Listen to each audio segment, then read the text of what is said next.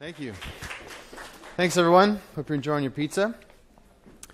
So we're going to start in a little bit of a different way here. I'd like everyone to put down your pizza and put your fingers in your ears. I know I'm weird. Just put them in your ears. It's kind of, we're just going to do this together. Thank you. Fingers, ears. It's great. Okay. So I'm going to continue talking while you have your fingers in your ears, but I'm going to talk a little bit lower, so maybe you can't hear me that well. So keep your fingers in your ears and imagine that this is how phone calls sounded. It was all kind of gurgly, and it wasn't really mumbly, and then you kind of, I'm not really saying anything really important, but you're hearing me weird stuff. All right? Now take them out. Hello. Much better, right? Way better. And that's just a small example of an experience. You and I just shared an experience. You didn't hear very well. I was trying to say stuff. You may not have been able to hear me properly. But user experience has been around for a long time. In fact, in 1876, the microphone, not really like the one I'm talking in today. This one's really futuristic and Britney Spearsy. But the microphone was invented. And it was invented because voice quality on telephone calls was crap. And so a gentleman by the name of Emil Berliner decided that I wanted to make it better. So he experimented, he prototyped, he iterated. He worked really, really hard to figure out how to improve the quality of voice. And so that was important from a phone call perspective, but it was also important for humanity and history perspective. Some of the biggest and most important speeches, events, talks of our time have happened through microphones. And if the microphone hadn't been invented, if somebody hadn't said, you know, this is a really shitty experience, I want to improve it, then we wouldn't have had the power that we have today with microphones. And I wouldn't be able to do this in front of you today. I'd be talking very loudly, and it would be kind of awkward and strange. But that's user experience. And it's important that we don't forget that user experience is every experience. And this guy, Emil Berliner, helped make it happen, helped make voice, helped make the amplification of voice happen to the microphone. Everything, literally everything, and this is going to get really meta, everything is a user experience. What we're doing right now is a user experience. What I'm doing right now is my user experience. Let's go through your day. The bed you woke up in, probably not with this guy, but hopefully with this guy because he's super cute. The tap you turned on in order to wash your hands, brush your teeth, have your face washed in the morning. The fancy towel you used when you walked out of the shower that you put on that you experienced that was soft and luxurious and wonderful. The razor you used to shave your legs, shave your head, shave other parts. How you shaved my head. I cut myself this morning. Not cool. The makeup brush you used to put makeup on. How soft it was, how well it applied, all of the things and all the pigment that it attached to your face. The toothbrush you used. That's a really creepy photo. The clothes you put on, the underwear, the socks, the rings, the watches, the sweaters, the jeans. All of those things are an experience. It's a user experience. The TTC streetcar that you got on this morning, or didn't get on, and then got off because it short-turned. And then you waited for a while, and then you got back on again to the streetcar. The sidewalk you went down, the stairs you went up, the railing you held onto, the elevator you took, the coffee cup you held in your hand. Everything you touched, did, saw, experienced was designed by something or by someone. And finally, you made it here, this room. And even this room is an experience. The way that I'm amplifying my voice, the screens you're seeing, the space in the room, the temperature, everything that's happening right now is a user experience. The chairs you're sitting on right now are a user experience. I just want everyone to take a minute and really think about your chair. Just kind of wiggle your butts around a little bit. You know? It's a comfortable chair. And then I want you to think about something really important. Someone thought a lot about your butts when they were designing those chairs. Right? They weren't just like, I'm going to make the most beautiful chair in the world. It's going to be gray. It's going to have metal on it. They were thinking about the people sitting in those chairs. Right? And your butts feel good because somebody thought about your butts. It's kind of weird, but it's kind of awesome at the same time. So everything is a user experience, right? Mind blown. One of the things I really want to get across today and talk to you about is the fact that when we speak about modern day UX, we talk about user experience. It's not just on the screen. It's not just the app that I'm building, the product that I'm trying to ship, the feature I'm just designing for somebody else. It's everything that happens around it, before it, after it, while it's happening. User experience doesn't stop and start inside a screen or when I launch an application and close it. It starts far before that, and it finishes far beyond that. So we're going to talk about user experience in real life. So as I said, my name is Matt Hryhorsky, very complicated last name. I appreciate it. And I work for this company, Filament, with these weird people. And we do a user experience design. We do it every day. But I also work here.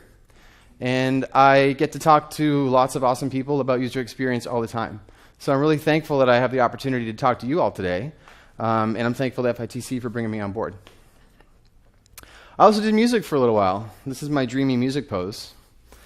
I toured as a musician full-time for many years.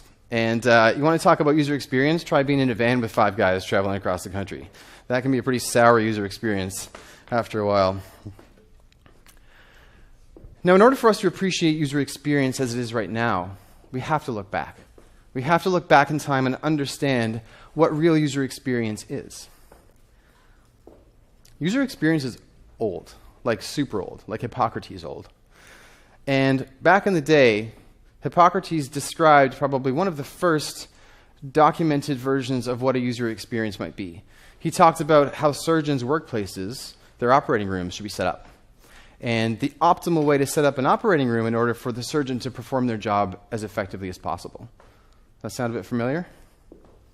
In terms of the features and things that we build into our applications, we're trying to do the same thing. We're trying to make an audience and a user feel like they have all the tools necessary to get through an experience with as little friction as possible. Now, even around this time, before this time, let's talk about something that was a major human invention. The wheel. First of all, that photo is amazing. I'm so glad I found it. But the wheel, if we think about it, was one of the earliest examples of a user experience. We had a problem. Couldn't get around and move stuff, move large quantities of things, because it was too difficult. And we needed to find a way to solve that problem. So the wheel, if you remember over time, it started off as this like really archaic-looking wooden thing, and at the time they didn't actually have the tools to make wheels properly. So as tools evolved, wheels evolved. And they tested and prototyped and iterated, and wheels broke. There was catastrophe. People died. It was a big deal. But as we, throughout history, became more aware of the fact that the wheel was an important invention, we perfected it. And you know, some of the early prototypes didn't work out so well. We tried to make it an amazing invention so that we can move things, we can operate things. And I mean, the pottery wheel was something that happened a long time ago, and that was probably the first iteration of the wheel, but we didn't actually use it for transportation until much, much later. And today's wheel is just ridiculous stuff like this, and we're still perfecting it, but now we're perfecting it based on performance and comfort and ride. At the time, it was just for getting from one place to the next, you know, as easily as possible. So the wheel is a great example of that type of user experience thinking. You know, we have a problem, we need to solve it, there's ways we can build it and test it and iterate on it. Da Vinci was also a UXer. A UXer, I don't know. Back in the day, Da Vinci had a big feast to plan. They said, hey, Da Vinci, we need you to help plan this big feast for lots of people. And he said, sure, I'll take care of it.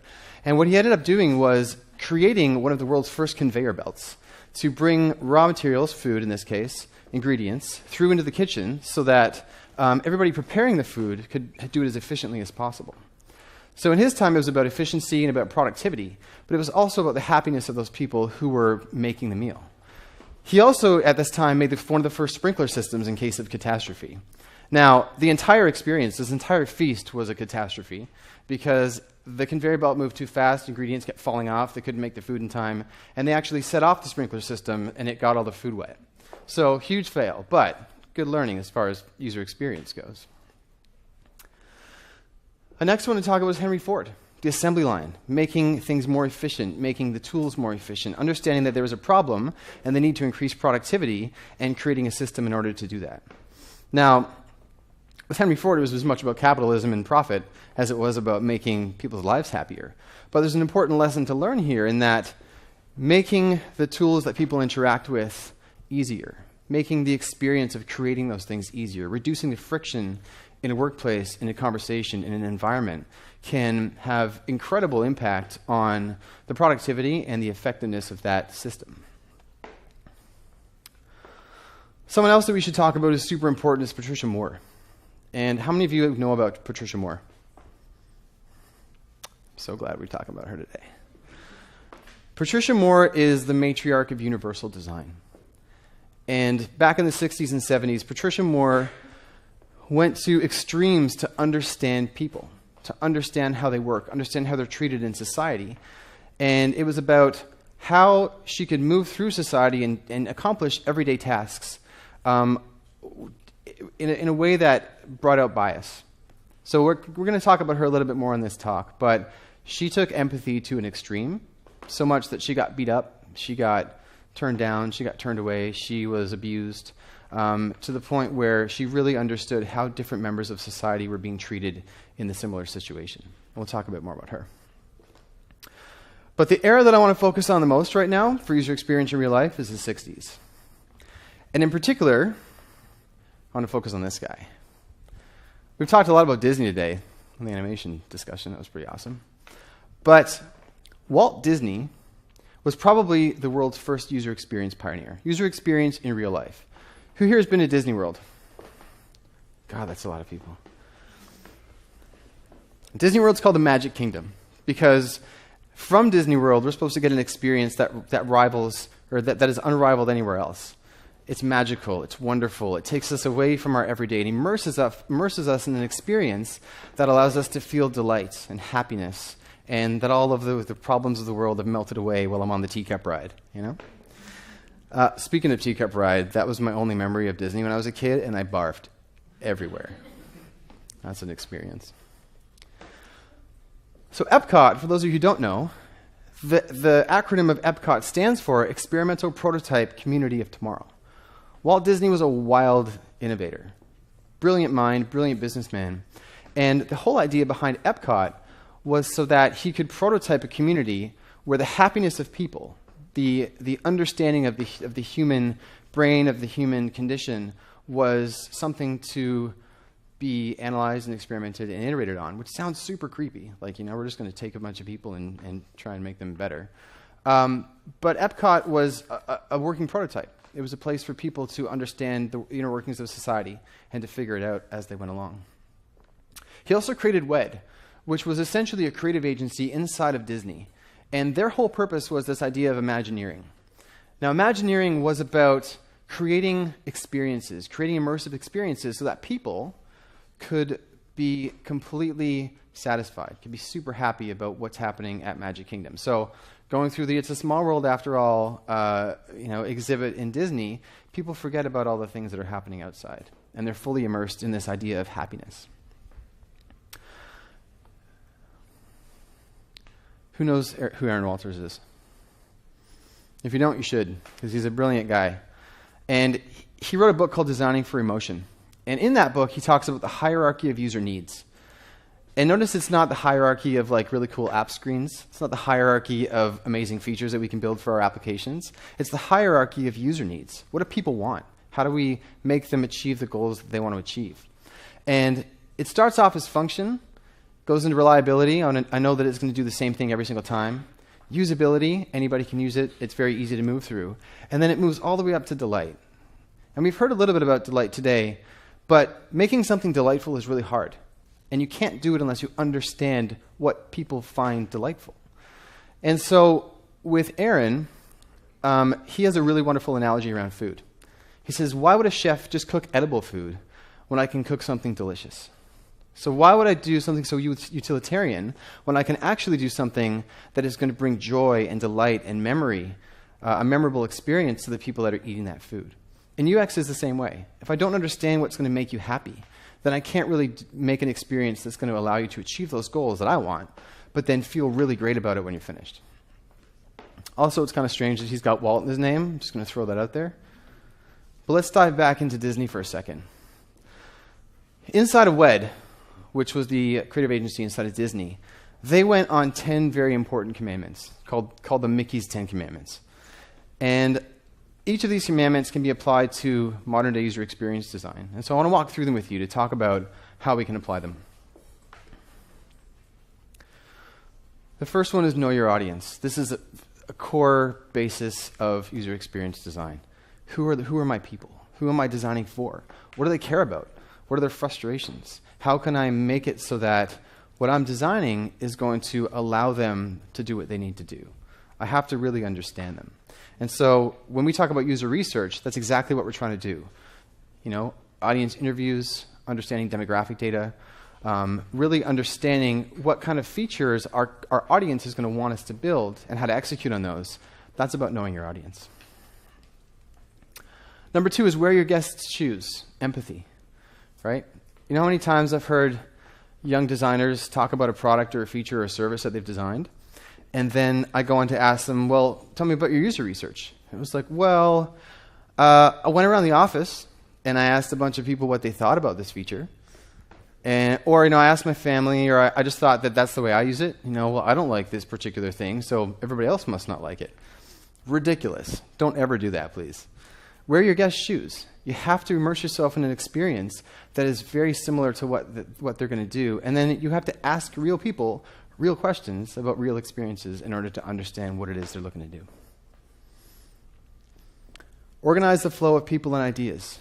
Storytelling. Storytelling is a crucial part of user experience design. If you don't know how a person is supposed to flow through the experience that you're designing, then you haven't designed an appropriate experience, right?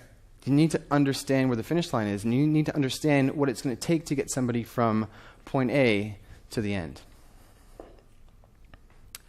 This one's a little interesting. If I told somebody I was going to create a weenie today, that would be kind of awkward. It'd be an awkward conversation. And my definition of a weenie is very different. Like my use is like, that guy's a weenie, you know? But they call weenies, they're magnets, visual magnets. So you're leading users from one place to another and giving visitors rewards for making the journey. I don't know why it's called a weenie. It's really strange to me. There's no other explanation of that, but that's what they call it. But they're objects that are large enough to see from a distance and interesting enough to draw their attention. So in UI, these are things like buttons. These are form elements that we want people to interact with. These might be animations that we want to draw their attention to. But all of those things are weenies. Weenies. Communicate with visual literacy. There's a big debate, and there has been for a while, about skeuomorphism. I'm sure we've all heard this flat for skeuomorphic, you know? And I'm a big supporter of a hybrid of the two approaches. And it's because we're familiar with what is real. What's real in our world, shadows and light and physical objects and the way that they move, the way they interact with each other. But I'm also a fan of not overdoing it and understanding where the limitations are of a user experience and of an interface to help people achieve their goals. So a good example of this is material design. And we talked about that earlier too. It's not overdone. There's no texture. It doesn't look like leather-bound books. But there is the idea of space and time and motion that we have in real life. So communicating with visual literacy allows you to immerse people in an experience that they feel comfortable with. Avoiding overload. This one is super important. You know all those fancy things that we like to do in our UIs?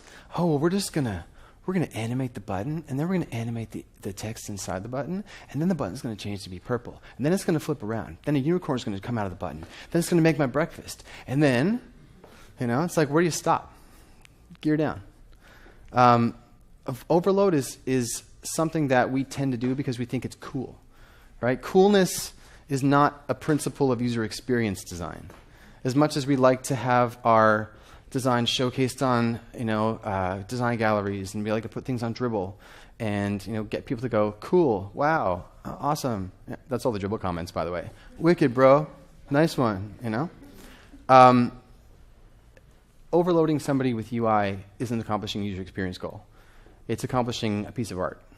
And we can debate a lot about what the difference between art and design is, but that's not what this talk is about. Tell one story at a time.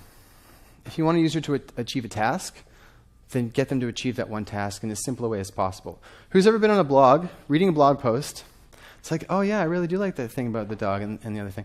And then it's like, subscribe to our magazine, look at this other related content, sign up for a newsletter, It's like, just let me focus on the thing that you're asking me to do, and then the other stories can happen after, right? I can go to the bottom of the page and look at the related content. I can get to the bottom and sign up for your newsletter.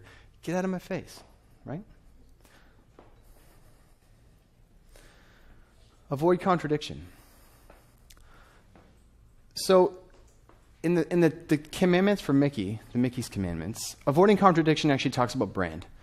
And it was argued that Walt Disney was one of the first people to talk about branding, advocate for branding. The idea that your brand stands for something, and everything you do that contradicts that something weakens the power of your brand.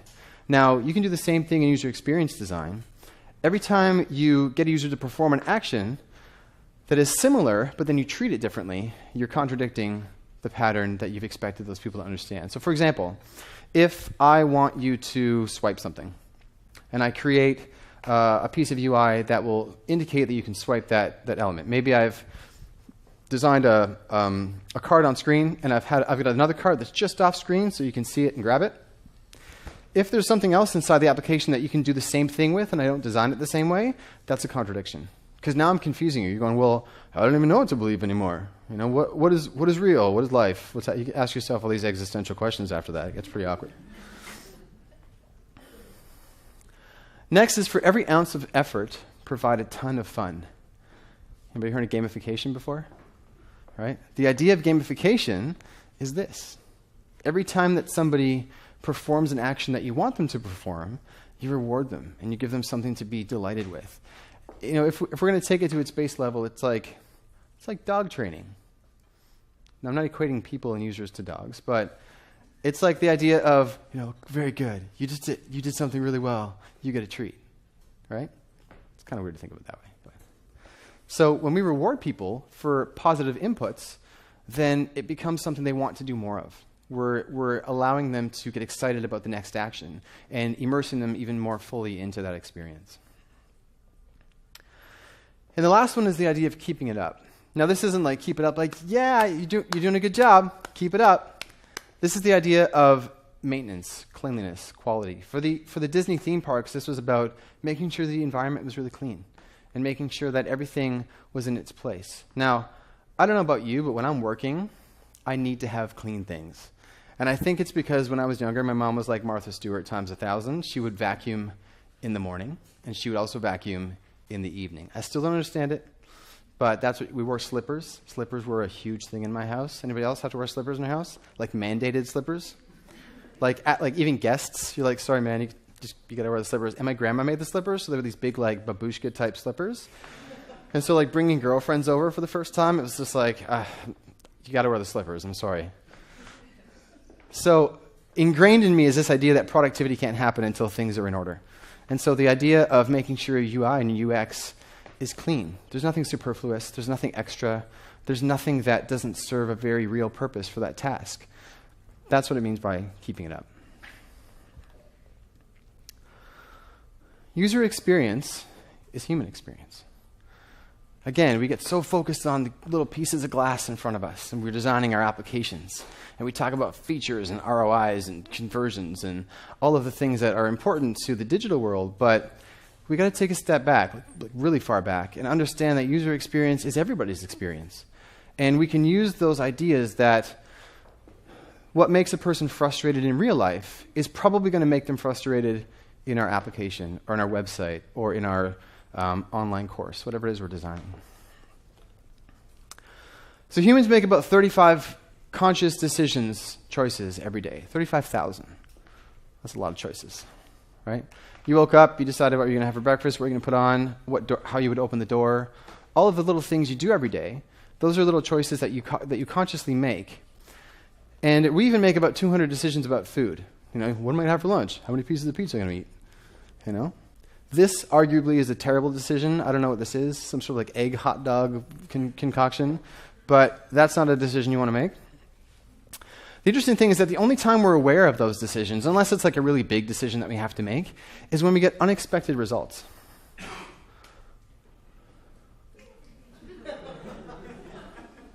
He was aware of that decision. So the unexpected results are the things that take us out of the flow of things. You know, we're moving along, we're having our morning, drinking our coffee, and then all of a sudden, something that you're just like, oh, I wasn't expecting that. I like to call those WTF moments.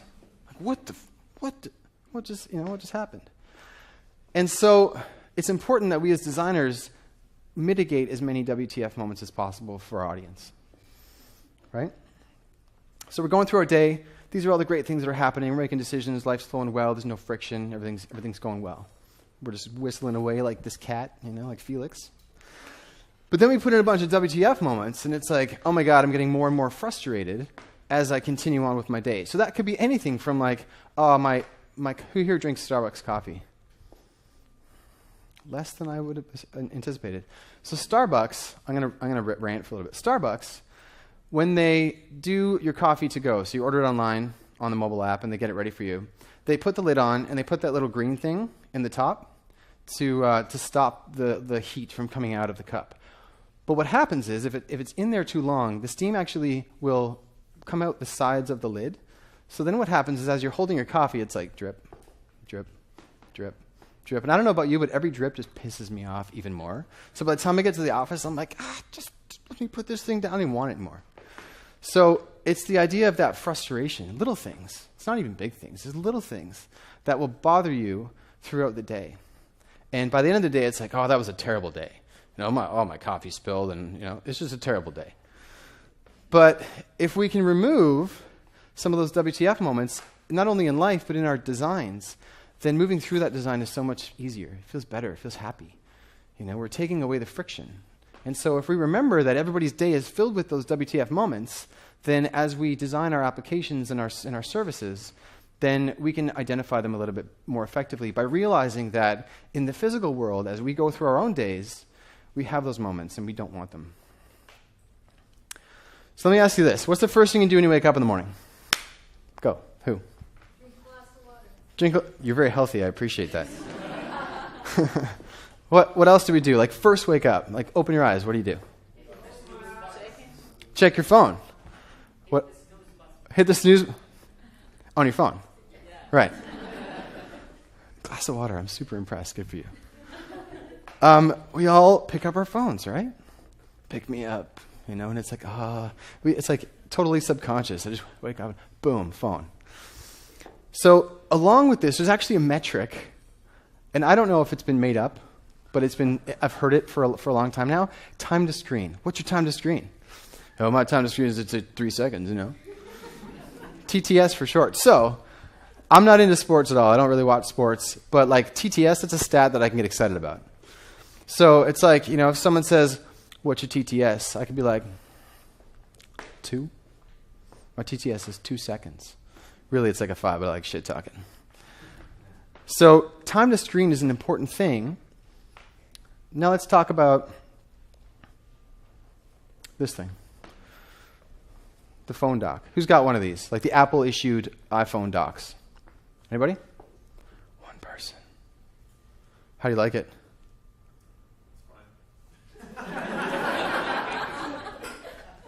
We are not going for fine here, people. We're going for awesome. You mean like when you pick up the phone and the dock comes with it? Yeah, there you go.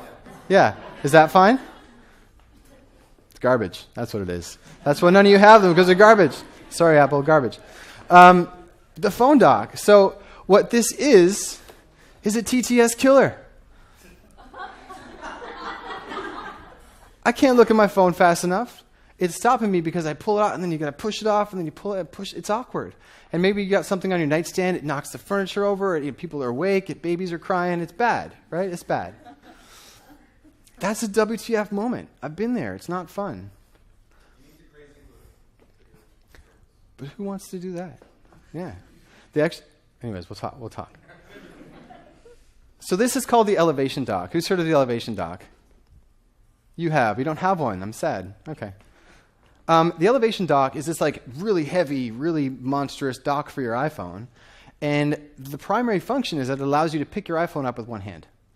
So it stays put. They even have this like really cool surface underneath with like 1,000 suction cups that will stick it to the surface without crazy glue. You're on the right track though. It's good. So you can just pick it up, right? Time to screen. Boom. Pick it up. No problem. And so it's little inventions like this that help remove WTF moments. Great UX removes those WTF moments for us. It stops us from getting frustrated. It's because somebody was like, God, that was frustrating. I'm going to fix it. I'm going to make it better. And maybe it is crazy glue on an Apple dock. Like maybe that's the first prototype of the elevation dock, right? But somewhere, somehow, somebody's going, this has to be better. And as user experience designers, that's our job. Our job is to identify problems, whether our client comes to us with that problem or we have that problem ourselves, and make it better. That's what we do. Who knows this guy? Don Norman? Good, good. Hands, good. So Don Norman wrote this amazing book. And if you haven't read it, you should all read it if you're ever thinking of doing any sort of user experience design, which by virtue of the fact that you're here today, you are. Read this book. Wonderful book. It talks about a lot of the things that we're experiencing today, the design of everyday things. In it, he talks about objects like remotes. Who loves remotes? I don't know anybody who loves remotes. Anybody? You love remotes? That I get. You're still a little strange. Anybody else like remotes? No. Remotes are super frustrating. So my parents were babysitting last night. I have a 3-year-old boy. And I came home, and my dad was like, oh, like super frustrated. I was like, what's up? He's like, well, it took me like 20 minutes to turn on your TV. And in my head, I was like, 20 minutes? Jeez, man. But I have an Apple TV, and I have the remote for the main TV. And the app. Anyways, he was so confused. It took him a while, and he was pissed off. And that's not what I want to come home to after a night. So all the buttons, not good. The other thing he wrote about was like light switches, faceplates, door handles, faucets, anything that you use throughout your day. He wrote about them. And it's because a lot of them are just frustrating. You know, it's a lot of very wonderful engineering, not a lot of very wonderful experience. And I am a huge fan of engineers. I'm a huge fan of developers. I work with them every day, and I think they're incredibly brilliant. But user experience is an integral part of the building of any product. And it's something that we all have to do and think about in order to build really wonderful things. In the book, there's a thing called the Norman door. And really what the Norman door is in Don Norman's definition, this is a crappy door, right? How many of you have done this? Yeah. And what happens? You feel like an idiot, right? Like, oh, God. There's actually a really great scene in the movie Snatch where they're trying to get out of the bank. Remember that? And they close the security bars, come down, the security screen, and they're trying to get out. And they're kicking the door. And they're doing this for a few minutes, and then they just kind of given up. They're sitting on the floor. And their buddy comes in, and he pushes the door open. And he's like, what the hell are you guys doing? And they could have just pulled the door and been out of there in a second. But because they couldn't figure it out, they got stuck, and they would have been arrested. Anyways, the Norman door is like a classic example of why we should be designing for real-life experiences, why we should think about these things. Now, I think the idea that we label doors is ridiculous. And the fact that as you're walking through something, it's got handles that are the same on both sides, which really, to me, indicate pull, because you grab the handle and pull it. And yet, I can't actually pull this door. I have to push the door, and then somebody was like, oh, we'll just put words on the door, and that's going to make things better. Right? So it's little things like this that are frustrating. It's frustration. It makes you feel stupid when you don't accomplish it properly. And so in the book, he talks about a couple ways you can solve this. One is by putting a flat plate on the door, which we've seen a lot of, and it works. Or those like push bar things, the ones that make so much noise when you go through them. Those work too. But it's little things like that that as user experience designers, we have to recognize. You know, like, is the feature in your application a Norman door? Are you asking somebody to do something by making it way more frustrating than it has to be by not defining your controls properly, or not defining your UI, or not segregating things with hierarchy? You know, how am I supposed to know that you want me to do X if you haven't told me explicitly? So Mr. Norman has a lot of design principles. He's got 5 design principles. The first one is visibility. The more visible the functions are, the more likely the users are to know what to do next. Classic user experience. You know, all the things that we try and hide behind hover states and menus, and oh, that's going to be cool. They're going to discover it. You know, don't make me discover stuff. Just put it in front of me, right? Feedback. You know, am I doing something right?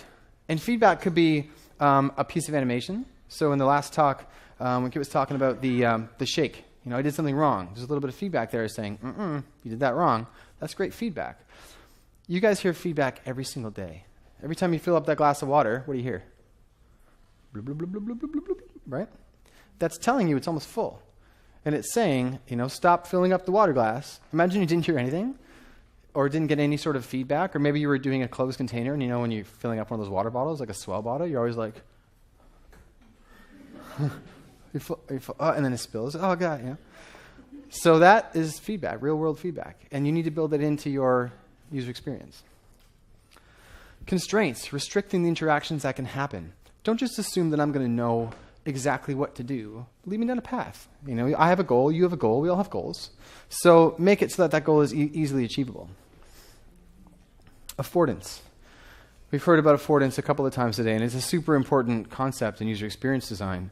But affordance, just like the Norman door, is I should know how to use something by the way that it's presented to me.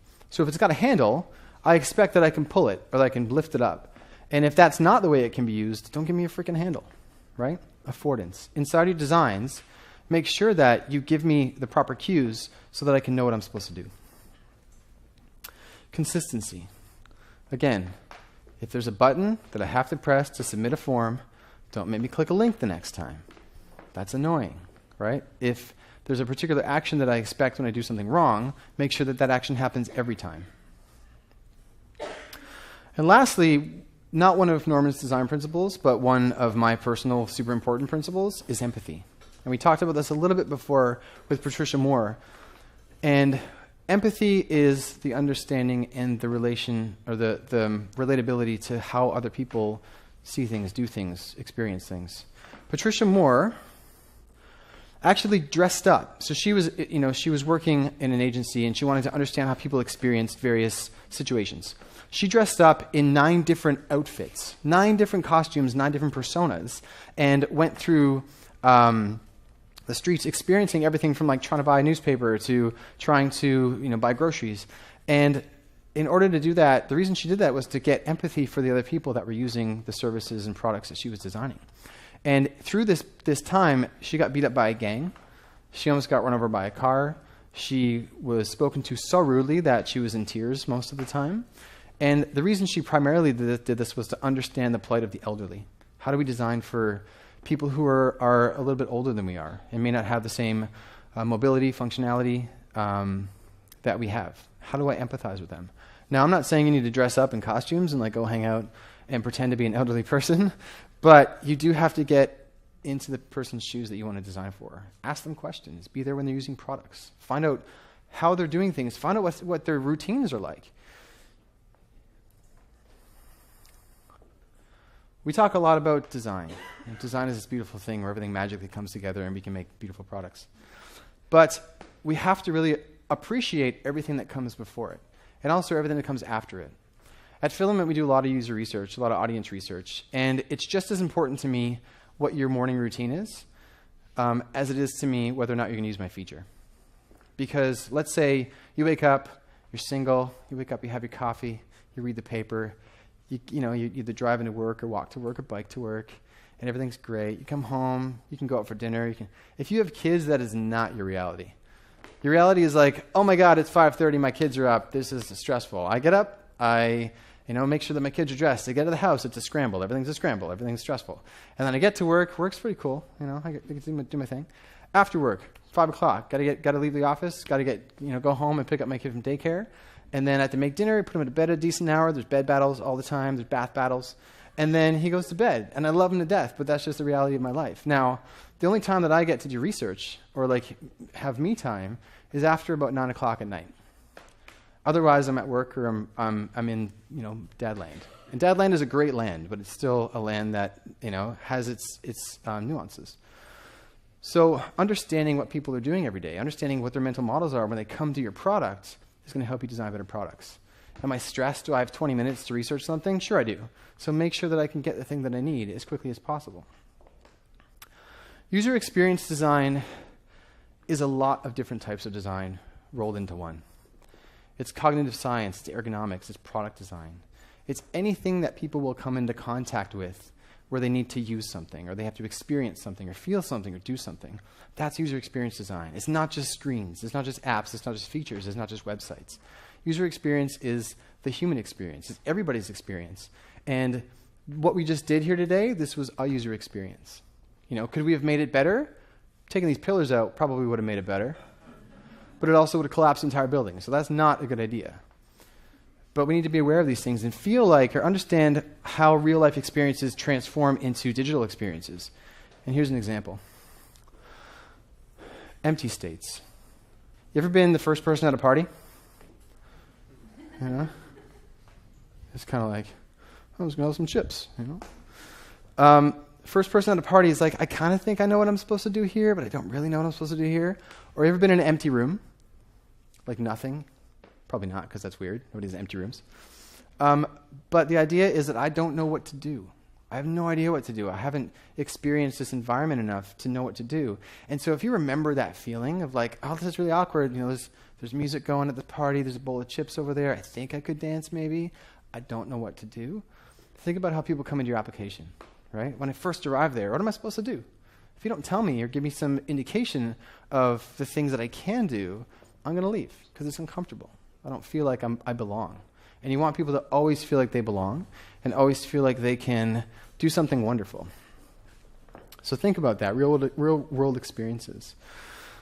And before I wrap up, I want you to remember one very, very extremely important thing when you're designing user experience and designing digital things. I want you to remember to think about somebody's butt. Thank you.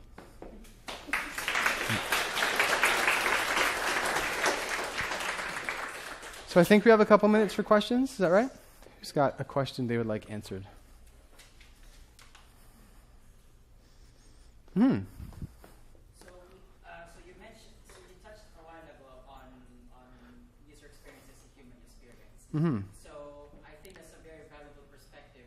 So it's just that there are also those days in which there will be people that will ask you straight out of the ballpark, how do you measure success? And usually that's code for thinking of user experience success in terms of hard numbers or something. So how do you reconcile that? That it's not necessarily all about just the conversion rates or the click-through rates or whatever, but also the life factors, all those soft metrics. How do you make that? How do you toe that line? Sure.